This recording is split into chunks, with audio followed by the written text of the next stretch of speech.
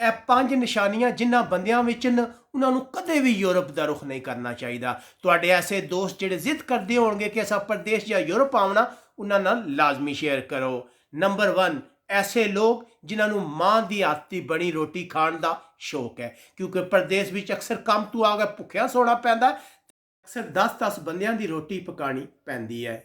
ਦੂਸਰੇ ਨੰਬਰ ਤੇ ਐਸੇ ਬੰਦੇ ਨੂੰ ਵੀ ਯੂਰਪ ਦਾ ਰੁਖ ਨਹੀਂ ਕਰਨਾ ਚਾਹੀਦਾ ਜਿਹਨੂੰ ਆਪਣੀ ਨੀਂਦਰ ਬਹੁਤ ਪਿਆਰੀ ਹੈ, ਕਿਉਂਕਿ ਯੂਰਪ ਜਾਂ ਪ੍ਰਦੇਸ਼ ਵਿੱਚ ਰਹਿਣ ਵਾਲਿਆਂ ਦੀ ਨੀਂਦ ਕਦੇ ਪੂਰੀ ਨਹੀਂ ਹੁੰਦੀ। ਤੀਸਰੇ ਨੰਬਰ ਤੇ ਐਸਿਆਂ ਲੋਕਾਂ ਨੂੰ ਵੀ ਪ੍ਰਦੇਸ਼ ਦਾ ਰੁਖ ਨਹੀਂ ਕਰਨਾ ਚਾਹੀਦਾ ਜਿਹੜੇ ਆਪਣੇ ਮਾਂ-ਬਾਪ ਜਾਂ ਬੀਵੀ ਬੱਚਿਆਂ ਤੋਂ ਦੂਰ ਨਹੀਂ ਰਹਿ ਸਕਦੇ, ਕਿਉਂਕਿ ਪ੍ਰਦੇਸ਼ ਵਿੱਚ ਰਹਿਣ ਵਾਲਿਆਂ ਨੂੰ ਅਕਸਰ ਆਖਰੀ ਵਕਤ ਤੇ ਆਪਣੇ ਪਿਆਰਿਆਂ ਦੇ ਚਿਹਰੇ ਤੱਕਣੇ ਵੀ ਨਸੀਬ ਨਹੀਂ ਹੁੰਦੇ।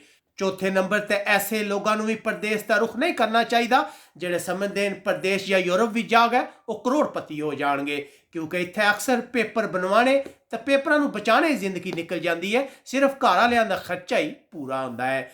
ਤੇ ਪੰਜਵੇਂ ਨੰਬਰ ਤੇ ਆਖਰੀ ਨਿਸ਼ਾਨੀ ਹੈ ਕਿ ਐਸੇ ਲੋਕ ਜਿਹੜੇ ਸਮਝਦੇ ਨੇ ਕਿ ਬਾਹਰ ਜਾਣਗੇ ਬੜੀ ਯਾਸ਼ੀ ਹੋਵੇਗੀ, ਗੋਰੀਆਂ ਮੇਮਾਂ ਉਹਨਾਂ ਦਾ ਇੰਤਜ਼ਾਰ ਕਰ ਰਹੀਆਂ, ਲੇਕਿਨ ਹਕੀਕਤ ਵਿੱਚ ਗੋਰੀਆਂ ਮੇਮਾਂ ਉਹਨਾਂ ਨੂੰ ਸਿਰਫ ਪੈਸੇ ਕਮਾਉਣ ਵਾਲੀਆਂ ਮਸ਼ੀਨਾਂ ਸਮਝਦੀਆਂ ਹਨ। ਅਗਰ ਤੁਸੀਂ ਸਾਡੀਆਂ ਇਹਨਾਂ ਪੰਜਾਂ ਗੱਲਾਂ ਨਾਲ ਇਤਫਾਕ ਕਰਦੇ ਹੋ ਤਾਂ ਕਮੈਂਟ ਕਰਕੇ ਆਪਣੀ ਰਾਏ ਤੋਂ ਜ਼ਰੂਰ ਆਗਾਹ ਕਰੇ। ਅੱਲਾ ਹਾਫਿਜ਼।